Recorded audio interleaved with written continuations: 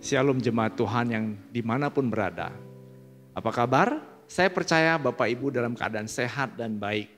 Saya juga percaya bahwa kasih karunia dan anugerah Tuhan melindungi kita semua. Nah, setelah beberapa minggu kita belajar tentang gaya hidup jemaat Tuhan di gereja mula-mula, hari ini saya akan melanjutkan lagi berbicara tentang aktivitas kehidupan jemaat Tuhan di dalam tubuh Kristus korporat yang juga adalah rumah Tuhan. Nah, gaya hidup gereja mula-mula kalau kita baca dalam kitab Para Rasul pasal yang kedua ayat 42 dan 40 sampai 47, mereka bertekun di dalam pengajaran rasul-rasul, ya, yaitu pelajaran yang diajarkan oleh Tuhan Yesus yang tercatat dalam Matius pasal 5 sampai pasal ke-7 yang berbicara tentang kerajaan Allah. Nah, kemudian setiap hari mereka bertekun membangun persekutuan, ya, baik di rumah ataupun di bait Allah. Kemudian mereka juga melakukan perjamuan kasih dan juga perjamuan kudus di rumah masing-masing. Ya, mereka bersahati, berdoa secara profetis dan juga mereka berdoa untuk pekerjaan misi. Gereja, Bapak Ibu Saudaraku, dibangun atas dasar 5 jawatan yang disediakan Tuhan. Ya, dalam Efesus 4 ayat 11 dituliskan bahwa dalam membangun gerejanya Tuhan Yesus menyediakan para rasul, para nabi, para penginjil, para gembala, para pengajar. Nah, kalau kita membaca dengan teliti dalam kitab Para Rasul, kita akan menemukan bahwa mereka hidup dalam aktivitas yang dilakukan, yang diajarkan oleh 5 jawatan ini. Dan kita melihat bagaimana dahsyatnya jemaat Tuhan pada waktu itu. Ya, nah sekarang apa relevansinya atau hubungannya antara fokus kita yang Tuhan berikan tahun ini, yaitu home, dengan membangun gaya hidup gereja mula-mula. Ternyata saudaraku, apa yang kita lakukan hari ini adalah tepat seperti yang Tuhan inginkan. Kalau kita melihat saudaraku, ayat ini kita akan mengerti, ya, bagaimana Tuhan memberikan kita fokus untuk membangun rumah Tuhan di tahun ini. Dalam Ibrani, kitab Ibrani pasal yang ketiga, saya akan bacakan ayat 4 sampai ayat yang ke-6, kita akan mengerti bahwa dikatakan di sini, sebab setiap rumah dibangun oleh seorang ahli bangunan, tetapi ahli bangunan segala sesuatu ialah Allah. Ayat 5 katakan, dan Musa memang setia dalam segenap rumah Allah sebagai pelayan untuk memberi kesaksian tentang apa yang akan diberitakan kemudian. Ayat yang ke-6, tetapi Kristus setia sebagai anak yang mengepalai rumahnya, dan rumahnya ialah kita. Jika kita sampai kepada akhirnya, teguh berpegang pada kepercayaan dan pengharapan yang kita megahkan. Nah, dalam terjemahan sederhana Indonesia, ayat yang ke-6 ini dituliskan demikian. Tetapi Kristus adalah anak sulung yang setia dan bertanggung jawab penuh atas keluarga Allah. Dan setiap kita termasuk anggota keluarganya, asalkan kita tetap berpegang teguh kepada keyakinan dan tetap berani bersaksi tentang pengharapan kita. Dari ayat ini kita mengerti ketika kita bersahati, bersekutu di dalam Tuhan, maka kita sedang membentuk sebuah rumah Tuhan di mana Kristus hadir sebagai kepala dari rumah itu. Dan setiap kita, saudaraku, yang datang ke rumah Tuhan, kita berjumpa dengan kepala rumah itu, yaitu Kristus. Nah, kata rumah dalam bahasa Yunani ditulis sebagai oikos, yang juga diterjemahkan, ya, selain rumah adalah setiap rumah. Jadi kalau kita membangun, saudaraku, persekutuan di rumah-rumah, kita juga sedang membangun rumah Tuhan. Kita sedang hidup di dalam tubuh Kristus, ya. Nah, kemudian dikatakan juga bahwa oikos berarti keluarga, ya, dan kaum keluarga diterjemahkan juga sebagai kata kaum keluarga. Jadi saudaraku, ketika kita sedang membangun, ya, rumah kita, saudaraku, dengan kehadiran dari sahabat-sahabat kita, kita sedang membangun rumah Tuhan di rumah kita masing-masing. Ya, nah persekutuan kita di rumah-rumah sebenarnya kita sedang membangun rumah. Dan itu yang sedang kita kerjakan dan lakukan sesuai dengan apa yang Tuhan percayakan kepada kita di Abalok Palem. Nah, melalui ayat ini, saudaraku, kita mengerti bahwa setiap orang yang bersekutu dan berfokus kepada Kristus, dia sedang berfokus membangun sebuah rumah di mana Kristus sebagai kepala dari rumah itu. Ketika kita bersekutu bersama dan berfokus kepada Tuhan Yesus, maka ia akan membangun rumahnya yang terdiri dari kumpulan berbagai orang yang percaya yang berkumpul saat itu.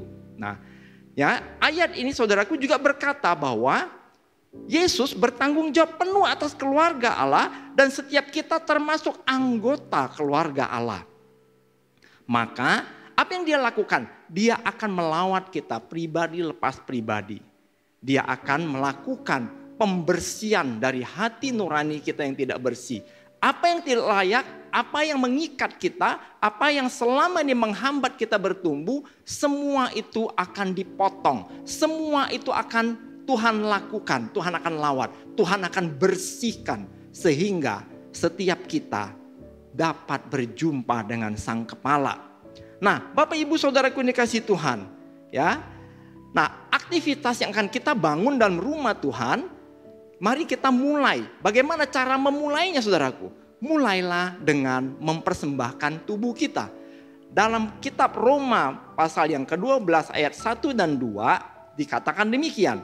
Karena itu saudara-saudara, demi kemurahan Allah, aku menasehatkan kamu supaya kamu mempersembahkan tubuhmu sebagai persembahan yang hidup, yang kudus dan yang berkenan kepada Allah. Itu adalah ibadahmu yang sejati. Ayat yang kedua dikatakan, janganlah kamu menjadi serupa dengan dunia ini, tetapi berubahlah oleh pembaharuan budimu, sehingga kamu dapat membedakan manakah kehendak Allah, apa yang baik, yang berkenan kepada Allah, dan yang sempurna. Nah, ada dua bagian yang harus kita lakukan ketika kita membangun rumah Tuhan. Kita hidup dalam persekutuan yang seakan-akan kita hidup di dalam tubuh korporat. Dan memang benar kita hidup di dalam tubuh korporat. Hal yang pertama adalah kita mempersembahkan tubuh kita. Ya, ketika kita persembahkan tubuh kita sebagai persembahan yang hidup, yang kudus dan yang berkenan, maka Allah dengan sukacita menerima kita. Dan yang kedua, saudaraku, jangan pernah lupa bahwa ya kita melakukan aktivitas yaitu melakukan pembaharuan akal budi yang kita belajar selama ini namanya transformasi hati.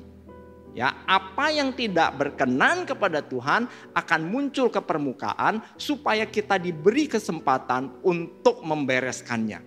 Segala trauma, persoalan masa lalu akan muncul dan Tuhan perlihatkan. Kadangkala saudaraku, apa yang sudah kita lupakan, tetapi Tuhan tidak pernah lupa. Karena Dia mengasihi kita, Dia ingin ikatan masa lalu diputuskan, diselesaikan, supaya alam bawah sadar kita dibersihkan. Sehingga kita dapat bersekutu dengan baik. Dan yang ketiga saudaraku, yang ditulis dalam 1 Korintus 12 ayat ke-13 dikatakan, sebab dalam satu roh kita semua, baik orang Yahudi maupun orang Yunani, baik budak maupun orang merdeka, telah dibaptis menjadi satu tubuh dan kita semua diberi minum dari satu roh. Artinya demikian saudaraku, Tuhan mengumpulkan kita dari berbagai jenis orang, disatukan oleh Tuhan, di mana Kristus yang menjadi kepala. Ketika kita berfokus kepada Kristus, maka Kristus akan memerintahkan anggota-anggota tubuhnya untuk saling menyembuhkan satu sama lain. Ya, kita menerima minum dari Roh Kudus, yaitu air kehidupan. Air kehidupan itu bisa berupa kata-kata yang membangun, bisa kata-kata profetik. Nah, Bapak Ibu Saudaraku yang dikasihi Tuhan, mari saya ajak kita semua memulai hari kita dengan mempersembahkan tubuh kita. Ya, mungkin kita bertanya, mengapa saya harus persembahkan tubuh, bukan jiwa ataupun roh? Sebab di dalam tubuh terdapat roh, terdapat jiwa. Jadi kalau kita persembahkan tubuh kita, Tuhan mau persembahkan hidup kita secara holistik. Yang kedua adalah kita perlu ingat bahwa tubuh kita adalah bait Roh Kudus, tempat tinggalnya Roh Kudus. Dan yang ketiga saudaraku, kita mesti ingat bahwa tubuh kita telah menjadi milik Kristus. Mungkin saudaraku kita tidak menyadarinya. Kalau selama ini kita tidak gunakan untuk kemuliaan Tuhan. Kita gunakan untuk hal-hal yang bertentangan dengan Tuhan. Kita gunakan untuk hal-hal yang bersifat kedagingan. Nah, hari ini saudaraku, mari kita sadari. Kalau tubuh kita milik Tuhan, pergunakanlah tubuh kita untuk kemuliaan bagi nama Tuhan. Ya, yang terakhir saudaraku, yang keempat adalah ingat bahwa tubuh kita adalah anggota tubuh Kristus. Artinya saudaraku, bagian dari hidup kita melengkapi tubuh Kristus. Dan kita butuh anggota tubuh yang lain supaya tubuh Kristus itu dapat menjadi sempurna. Ya, ketika kita persembahkan saudaraku, ingat Tuhan kita itu sangat gentleman. Ya, apa yang kita berikan kepada Tuhan, Dia akan menerimanya. Dan apa yang tidak kudus akan dikuduskan. Apa yang tidak berkenan, Dia akan lakukan supaya berkenan. Supaya Dia membasuh kita dengan darahnya. Kemudian saudaraku, saya memberikan sebuah perumpamaan. Ya, Tuhan itu gentleman. Saya kasih contoh begini. Ya, suatu hari saya misalnya mau datang ke rumah anak saya. Ya, kalau anak saya dengan sukacita menyambut saya, dia bilang begini, "Papa, silakan masuk ke rumahku. Ini adalah rumahku." Lalu dia berkata kepada saya, "Di sini tempat tidur Papa, di sini living room, di sini ruang apa, di sini tempat makan, ya segala fasilitas di rumah ini Papa boleh pakai." Ya, saya dengan penuh sukacita masuk ke rumah itu dan menikmati rumah itu. Tetapi kalau anak saya tidak berkata apapun pada saya enggan melakukannya. Kenapa? Karena saya akan berpikir, saya khawatir nanti akan melukai dia. Demikian juga dengan hidup kita. Ketika kita mengatakan, "Tuhan, aku persembahkan tubuhku kepadamu," maka dengan penuh sukacita Tuhan melawat kita. Dengan penuh sukacita Tuhan membenahi pikiran kita. Dengan penuh sukacita Tuhan, saudaraku, membetulkan motivasi hati kita. Emosi-emosi kita yang tidak membangun. Dia ingin saudaraku kita mengalami kesembuhan. Ya, kenapa saudaraku? Karena Tuhan sangat rindu bersekutu dengan kita semua. Dan persekutuan yang indah itu saudaraku akan menghasilkan ya kebahagiaan sejati. Akan menghasilkan kedahsyatan dan kemuliaan bagi nama Tuhan. Ya, nah Bapak Ibu Saudari yang dikasihi Tuhan, ketika kita persembahkan tubuh kita, ya kalau selama ini kita tidak pernah persembahkan tubuh kita, mungkin saudaraku kita mengalami kekeringan, hati kita kering dengan kasih. Ya, selama ini kita tidak dapat lagi kasih Tuhan. Ketika kita persembahkan, izinkan Tuhan yang menjadi sumber hidup itu, sumber kasih itu, mengisi hati kita. Dan ketika kita persembahkan tubuh kita, Tuhan akan datang dan mengisi hati kita dengan kasih-Nya yang ajaib. Kita akan disegarkan kembali. Kita akan mendapat aliran yang menghidupkan. Kasih karunia Allah bertambah.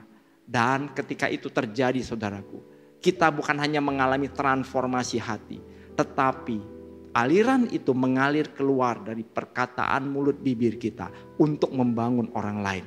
Nah, sering sekali saudaraku, dalam persekutuan kita membangun rumah Tuhan, Tuhan memberikan penyataan-penyataan yang luar biasa. Segala sesuatu yang tertutup tiba-tiba bisa terbuka saudaraku.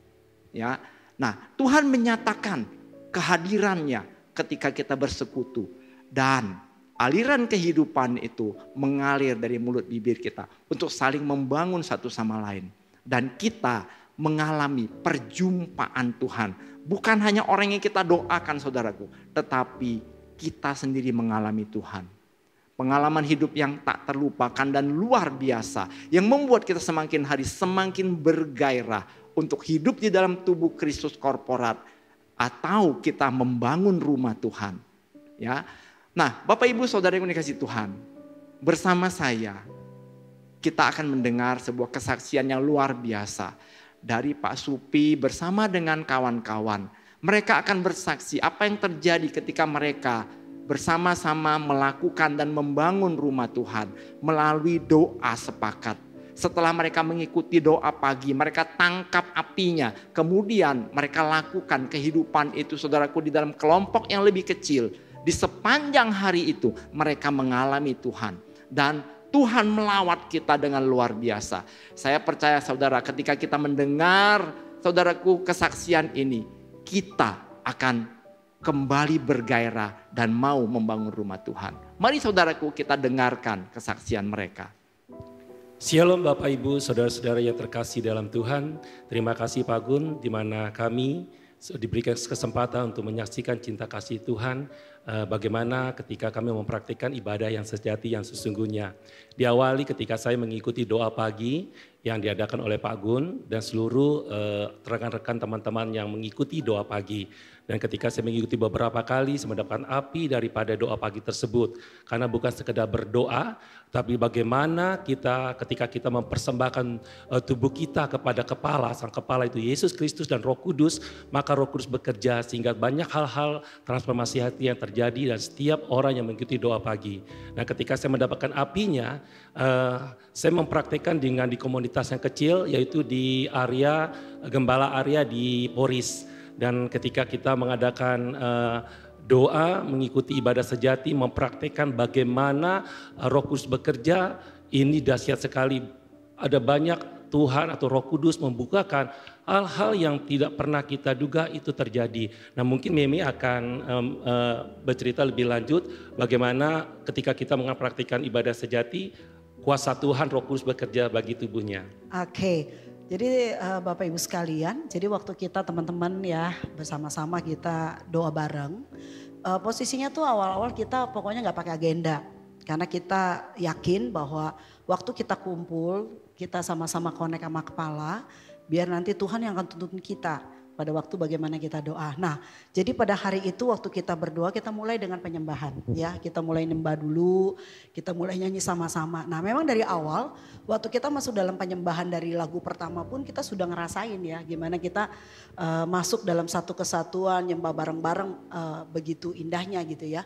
Nah pada waktu itu teman kita Ibu Rini itu mulai kita doain dia gitu loh. Nah kita masing-masing akhirnya dapat sesuatu buat Ibu Rini. Padahal waktu itu nggak di planning sih ya. Nah mungkin Ibu Rini yang mengalir aja akan gitu cerita, ya. Mungkin Ibu Rini sendiri yang akan cerita apa yang dia alami pada waktu itu. Oke, salam. Pertama kali saya masuk dalam doa ini, Tuhan munculkan gitu. Spirit kemarahan saya yang sebenarnya saya nggak pernah tahu gitu. Ada dalam saya. Sampai saya diingatkan Tuhan perkataan-perkataan itu saya dapat ketika perlakuan bapak saya ke ibu saya.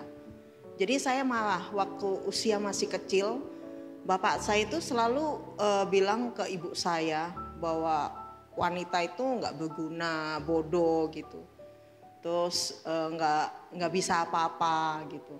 Pada saat kecil mungkin saya nggak bisa gitu, nggak bisa ngapa-ngapain, mau ngomong apa, mau bantuin ibu saya juga nggak bisa. Tanpa saya sadarin saya punya kemarahan itu loh. Tapi ketika Tuhan munculkan, kayaknya saya nggak sadar, tapi kemarahan itu ada. Nah ketika doa itu Tuhan mau pulihkan saya, jadi saya mulai Tuhan mulai bongkar setiap emosi-emosi kepahitan saya, bagaimana saya maksudnya itu bagaimana saya marah sama bapak saya tanpa saya sadari, tapi Tuhan mau saya pulihkan. Nah di doa pagi itu juga saya dimunculkan rasa tidak aman, rasa ketakutan. Saya itu nggak bisa sendiri, jadi kemana-mana itu selalu saya ngajak suami gitu, minta ditemenin. Pokoknya saya nggak bisa melakukan saya sendiri gitu. Nah itu didapat dari Ibu Monik yang waktu itu mendoakan saya. Ya mungkin dimulai dari Juanita dulu ya, cerita waktu dapatin tentang kemarahan itu. Oke, jadi waktu berdoa itu di saat kita mulai masuk di dalam penyembahan, tiba-tiba Tuhan munculkan wajah Rini gitu loh. Dan saya mendapatkan satu impresi, ada satu kemarahan yang saya ngerasa kayak udah lama sekali. Dan kemarahan itu jadi kayak orang tuh udah numpuk sampai nggak dirasakan lagi gitu loh. Nah pada saat itu Tuhan mulai menunjukkan lagi gini, bahwa kemarahannya dia itu waktu dia masih kecil. Dari dia masih usia muda ya dibilangnya gitu. Jadi belum nikah lah ya. Ya betul. Nah cuman kan secara kemarahan seperti apanya itu kan saya kagak tahu. Tapi yang pasti ada kemarahan, ada apa ya, kemarahan yang terpendam. Iya, udah lama terpendam sampai dia sendiri juga nggak inget, nggak tahu gitu. Nah waktu itu saya sampaikan ke Rini dan saya dapatinnya ini berhubungan sama papa gitu. Cuma waktu itu ya. Gitu. Yang unik gimana? Ya, kalau aku dapatin satu perasaan takut waktu Rini masih kecil juga. Jadi sekitar mungkin sekitar 3 tahun ya. Jadi setiap malam Rini tuh seringkali ketakutan. Karena memang tiap kali papanya pulang tengah malam dalam keadaan mabok. Jadi perasaan Rini selalu kayak orang ketakutan tapi dia tidak bisa ekspresikan. Dan akhirnya membuat Rini menjadi orang yang tidak pede dengan dirinya sendiri. Jadi selalu merasa tidak aman jika tidak bersama orang gitu loh. Jadi saya dapatkan satu ketakutan yang mendalam yang akhirnya dia baru sadari sekarang bahwa memang muncul satu kepanikan gitu yang aku dapatkan tentang Rini itu. Oke, ya Rin ya. Jadi memang pada waktu kita doa itu ya kamu kan waktu itu ngerasain ya gimana kemarahan-kemarahan. Rasa waktu itu yang kamu bilang bahwa saya nggak berguna, saya itu bodoh, saya itu nggak bisa apa-apa gitu ya. Nah makanya memang kita kan teman-teman kalian, memang kita tahu kan gimana pribadinya Rini. Ya kalau kemana-mana atau kalau mau melakukan sesuatu itu pasti nggak percaya diri kan. Nah hari itu memang bukan cuman itu aja ya, bukan cuman soal kemarahan dan rasa tidak aman sehingga mengakibatkan kita tuh nggak pede ya. Dan sebenarnya gini, waktu pas kita mulai berdoa, saya mendapatkan lagi gini bahwa Rini tuh jadi kayak teringat perkataan papa dulu seperti apa, jadi kayak kutuk gitu loh. Nah tiba-tiba Tuhan kasih saya satu impresi seperti menyelami hatinya Rini waktu itu. Jadi karena kan dibilang bahwa kamu jadi perempuan tuh nggak akan berguna, kamu nggak akan pernah bisa apa-apa, kamu nggak akan pernah bisa punya pendidikan tinggi, kamu nggak akan, ya pokoknya seperti itulah gitu. Nah waktu itu Tuhan tuh munculin di hati saya tentang perasaan dia gitu loh, perasaan bagaimana akibat perkataan-perkataan kutuk itu gitu loh, itu. Dan bukan itu aja lagi ya, ada satu lagi yang paling terakhir itu adalah perkataan ibu ya. Ya, saya dapat transfer emosi itu dari ibu.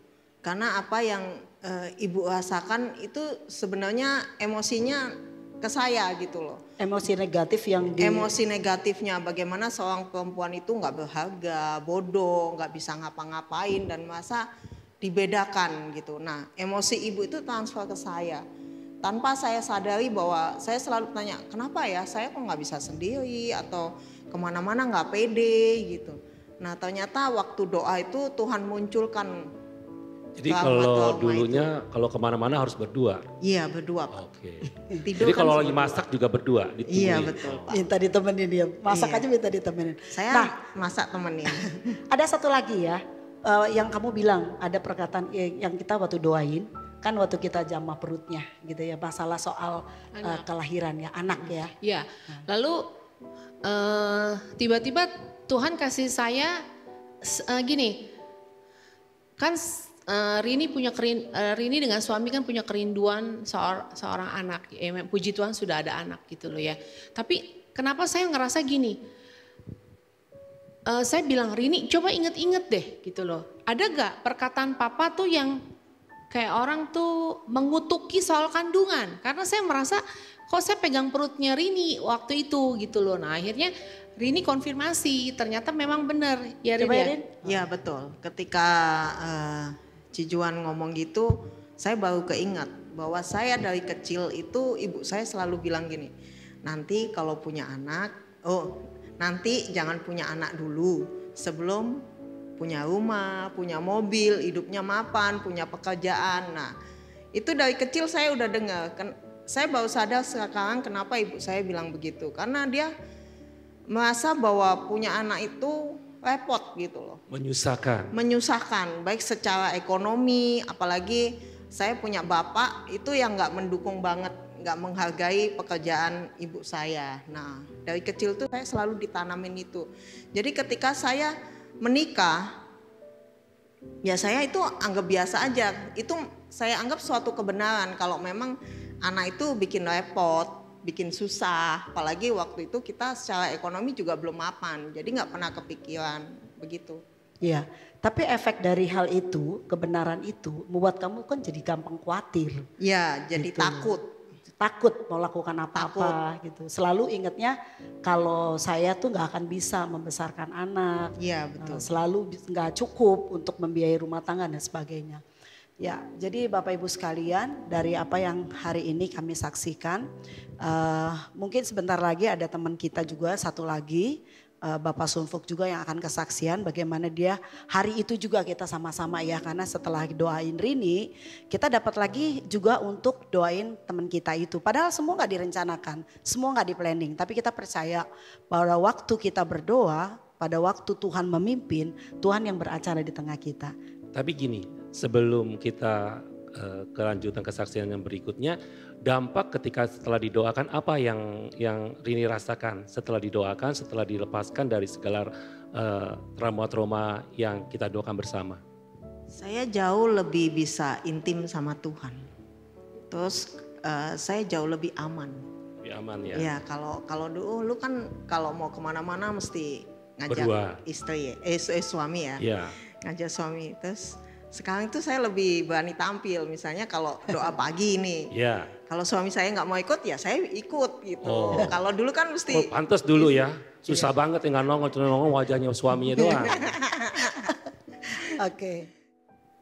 Oke, tadi kita sudah mendengarkan kesaksian dari Ibu Rini yang luar biasa. Nah hari ini juga kita ada Sunfuk yang akan menyaksikan ketika setelah Rini didoakan lalu ke Sunfuk. Nah mungkin Sunfuk bisa ceritakan apa yang dialami ke kita doa bersama. Oke, jadi pertama saya mau cerita, saya punya pergumulan mengenai keberhargaan diri. Jadi ini pergumulan yang cukup berat buat saya ya, dari saya mulai berhubungan dengan banyak orang. Jadi ini selalu saya bersinggungan dengan masalah ini. Terutama juga dengan otoritas, ya kan? Ini, terasa banget tuh, Fuk. Ini problem yang dari dulu belum pernah selesai, gitu ya. Nah, waktu kita berdoa, waktu itu biasa-biasa aja. Nah, tiba-tiba setelah berdoa, terus menyanyikan pujian ya, El Shaddai. Kita nyanyikan pujian El Shaddai. Nah, tiba-tiba muncul gambar papa saya. Kenapa muncul? Saya ingat sekali karena pujian ini memang selalu kita nyanyikan bersama dengan papa waktu kecil. Setiap hari ya. Jadi begitu pujian ini muncul, saya langsung teringat wajahnya, langsung teringat mengenai papa saya seperti itu. Ini saya pikir sih biasa aja. Maksudnya, mungkin saya lagi kangen dengan papa seperti itu. Nah, tetapi ternyata teman-teman mendapatkan sesuatu tentang papa saya ya. Nah, sebelum mungkin saya cerita lebih lanjut, mungkin teman-teman bisa ngomong dulu. Ya, mungkin dari Alpi apa yang didapat ketika kita berdoa untuk pribadinya Sunfuk. Jadi saat kita melakukan penyembahan waktu lagi nyanyi lagu El Shaddai itu, entah kenapa tiba-tiba tuh saya mendapatkan suatu perasaan sedih. Saya sampai nangis sendiri gitu loh. Jadi suatu perasaan sedih yang sedih seorang anak ya. Jadi seolah-olah saya sendiri yang merasakan gitu, saya yang dalam keadaan seperti itu. Jadi saya juga nggak ngerti, Tuhan ini kok saya tiba-tiba jadi sedih, nih sedih kenapa gitu loh. Saya juga bertanya sama Tuhan. Tapi perasaan itu makin lama makin kuat, ya. Sedih terus lama-lama bercampur aduk. Sedih seperti seorang anak yang sedang duduk, merasa sendiri. Jadi terasa sedih, terasa sendiri. Terus merasa gini loh, seperti kayak dia diabaikan. Oke. Dan seperti kurang dianggap. Jadi kesedihan mendalam sampai gini, sampai muncul suatu kemarahan tapi dia nggak bisa mengungkapkan. Tidak bisa berbuat apa-apa lah. Tidak bisa berbuat apa-apa dan seperti dikucilkan. Oke. Itu yang saya dapat. Ya mungkin selain Alfi yang didapat, apa yang didapat oleh Juanita? Ya, jadi saya mengkonfirmasi apa yang tadi tadi Alfi sampaikan gitu loh. Tuhan kasih saya satu gambaran kayak foto gitu, foto seorang anak kecil, sampai jelas gitu loh bentuk mukanya, terus bagaimana pakaiannya gitu. Nah, di gambar itu saya ngerasa saya seperti melihat gini, seorang anak kecil yang hidup sendirian, diabaikan, cari makan sendiri, terus begitu semuanya serba sendiri dan tidak ada satupun orang yang sama nih anak gitu loh. Jadi dari dia kecil sampai dia dewasa, sampai dia bahkan mungkin berumah tangga, dia tuh struggle dari kecil sampai ya usia tua gitu loh. Nah, waktu saya sampaikan ke teman-teman gitu, saya mendapatkan gambaran seperti itu dan jujur saya nggak tahu ini siapa gitu loh. Tapi yang pasti yang Alfi gambarkan itu seperti apa yang saya lihat gitu loh. Jadi konfirmasi lah ya, ya. Apa yang dapat Alfi disambut juga dari Juanita yang didapat. Nah mungkin dari Monik apa yang didapat? Ya, jadi kalau teman-teman mendapatkan gambaran papanya Sunfuk ya, yang kita juga nggak tahu isi hatinya. Kalau saya mendapatkan gambaran atau isi hati papanya itu ketika saya mendapatkan gini, perasaan-perasaan Sunfuk ketika tertekan itulah perasaan yang dialami oleh papanya gitu loh. Jadi ketika ada perbedaan pendapat, merasa direndahkan, merasa tidak dianggap, satu keminderan yang mungkin nggak kelihatan gitu, tapi bentuk suatu kemarahan bahwa dia merasa diabaikan gitu. Jadi ada satu kesendirian tersendiri ketika dia harus menghadapi satu masalah. Itu sih aku dapat tentang Sunfuk. Oke, nah ketika Sunfuk mendengar dari apa yang didapat oleh Alfi, Juanita dan Monik, dan apa yang Sunfuk alami? Ya jadi saya bersyukur sama Tuhan. Jadi kan papa saya ini kan nggak pernah cerita bagaimana masa kecil dia. Jadi saya bisa kalau bukan karena pekerjaan Roh Kudus mungkin saya juga nggak bakal tahu nih. Iya betul. Jadi Roh Kudus bukan hanya juga sampai kandungan saya di kandungan, tapi masa kecil papa saya ternyata juga terbuka gitu. Seperti apa hidupnya. Saya jadi berempati juga dengan papa saya, ternyata masa lalunya gitu begitu sedih ya tadi ya. Memang kalau saya lihat ya benar gitu, papa saya kan anak bungsu, dia pasti diabaikan kemungkinan besar. Dan pasti banyak berhubungan juga dengan masalah kebahagiaan juga, dan hari ini mungkin transfer spiritnya kepada saya, begitu Pak. Nah ketika kita mendoakan Sunfuk dan apa yang dampak ketika setelah didoakan dari doa kita bersama? Yang jelas gejolak-gejolak dalam diri saya mulai berkurang Pak. Artinya kalau ada sesuatu yang gak enak di hati saya, orang berbicara atau yang orang lakukan yang tanda kutip mengenai keberhargaan diri saya gitu. Saya hari ini cenderung lebih tenang dan gejolaknya saya rasa udah mulai berkurang ya. Itu yang paling instan yang saya rasa. Oke. Jadi memang keberhargaan ketika tombolnya dipencet itu langsung bergejolak ya Fuk ya. Tapi puji Tuhan ketika kita melakukan ibadah sejati, ketika kita berdoa dengan tubuhnya dan kita connect dengan kepala, ada kuasa Tuhan yang bekerja. Dan saya percaya inilah yang disebut nama ibadah sejati yang sesungguhnya. Gereja mula-mula yang dipraktikkan ketika kita bersama dengan tubuhnya. Dan saya mengingkari kepada Bapak Ibu semua, teman-teman yang mungkin menyaksikan kesaksian hari ini, saya mendukung sekali, saya meminta kita semua sebagai tubuh Tuhan, mari kita praktikkan ibadah sejati di komsel-komsel, di pemuritan, di kompak-kompak yang ada, dan rasakan kuasa Roh Kudus bekerja secara maksimal. Tuhan Yesus memberkati. Haleluya. Kemuliaan bagi nama Tuhan. Kita telah mendengar kesaksian yang luar biasa. Apa yang sedang terjadi, saudaraku? Ya, sebenarnya teman-teman kita sedang melakukan ini, ayat ini. 1 Korintus 14 ayat 26. Saya akan bacakan buat kita semua, ya. Jadi bagaimana sekarang saudara-saudara? Bila mana kamu berkumpul, hendaklah tiap-tiap orang mempersembahkan sesuatu, yang seorang mazmur, yang lain pengajaran, atau penyataan Allah, atau karunia bahasa roh, atau karunia untuk menafsirkan bahasa roh, tetapi semuanya itu harus dipergunakan untuk membangun.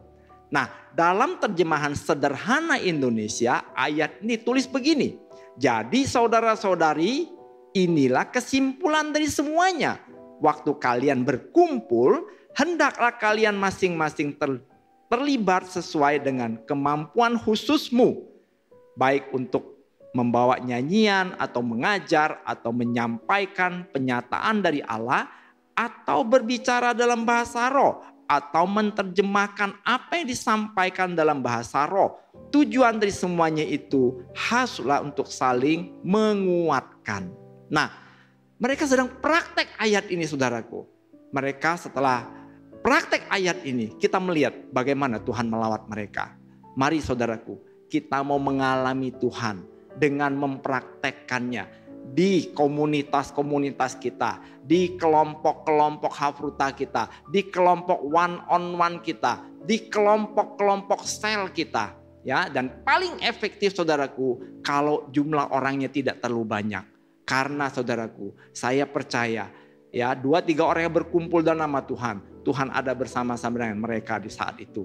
Mari saudaraku, kita bangun rumah Tuhan di rumah kita masing-masing. Kita hidup di dalam persekutuan yang indah bersama dengan Tuhan.